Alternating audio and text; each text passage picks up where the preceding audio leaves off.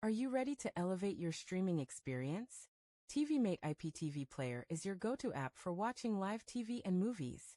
To get started, you need to download the app from your device's app store. It's available for Android devices, and you can easily find it by searching for TiviMate. Once downloaded, open the app and let's dive in. To watch live TV, you need a playlist. This is where you can add your own channels. You can get a playlist from a reputable IPTV provider. Check the pinned comment for the best IPTV provider. After acquiring a playlist, go to Settings in TiviMate, select Playlist, and click Add Playlist. Now enter your M3U URL and save. Next, let's customize your viewing experience. TiviMate offers features like Catch-up TV, which allows you to watch shows you've missed. You can also set up parental controls if needed. If you enjoy watching multiple channels, enable the multi-view option to have a split screen. Don't forget about the recording feature. Set it up to save your favorite shows for later.